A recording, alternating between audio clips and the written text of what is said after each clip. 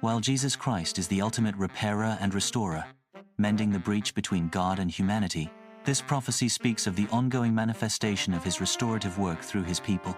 Those who humble themselves and are lifted up by God become agents of his restoration.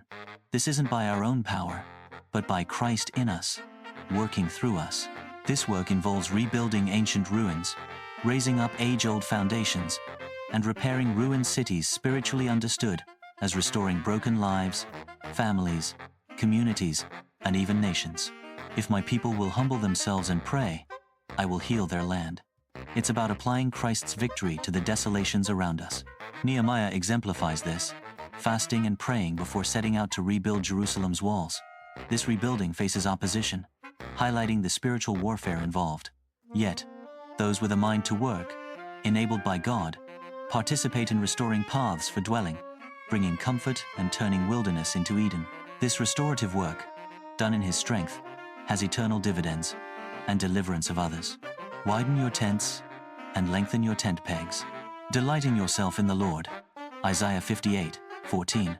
A profound culmination of the blessings described in Isaiah 58 is the promise. Then shalt thou delight thyself in the Lord. This is not mere happiness or enjoyment of circumstances, but a deep, soul-level satisfaction and joy found in God himself. It's the heart finding its ultimate treasure and contentment in relationship with its Creator and Redeemer.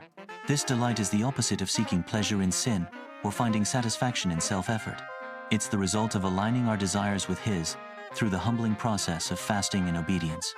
When we turn from seeking fulfillment in the world, which was never meant to satisfy us, and instead seek God for Himself and none of His goods, we begin to taste true joy. Grace tastes better than bread. This delight is connected to the Sabbath rest mentioned earlier in the chapter, a ceasing from our own works to rest in His.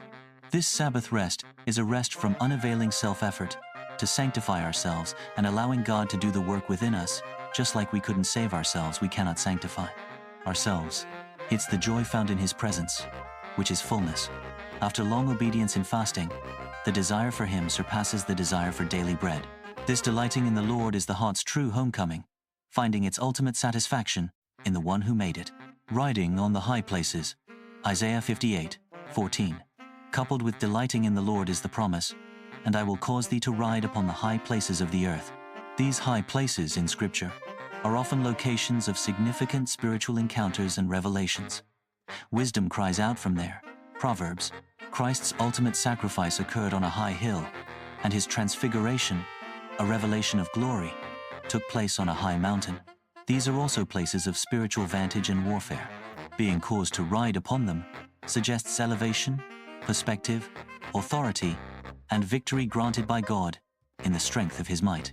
It's being lifted up by God, like soaring on eagle's wings. This experience is linked to the strengthening, make fat thy bones, needed for spiritual battles. It signifies being seated with Christ in the heavenly places, taken from the ash heap to sit with princes. However, these high places are also often places of suffering and testing, mirroring Christ's path to crucifixion. Ascending these heights requires obedience and embracing the cross. It is through humbling ourselves, through disciplines like fasting, that God lifts us to these places of encounter, warfare, and ultimately, shared victory and glory with Christ. But God doesn't leave us on the cross forever. Afterwards is the glorious resurrection life, being fed with the heritage of Jacob. Isaiah 58:14. Finally, the one who delights in the Lord and walks in His ways through true fasting is promised, and feed thee with the heritage of Jacob thy father, for the mouth of the Lord hath spoken it. What is this heritage, this portion of Jacob? It is God Himself. Jeremiah calls the Lord the portion of Jacob. For the mouth of the Lord has spoken it, means it is for sure. To be fed with this heritage means to partake deeply of God Himself, to have Him become sustenance for our souls. Just as physical food becomes part of our body, God, the portion of Jacob, enters our spiritual bloodstream, making us partakers of the divine nature. This is not mere imitation, but inhabitation. Christ in you, the hope of glory. It is spiritually eating His flesh and drinking His blood through communion with Him in fasting, prayer, and His word. It's feasting on the hidden manna, the bread from heaven, which is Christ Himself.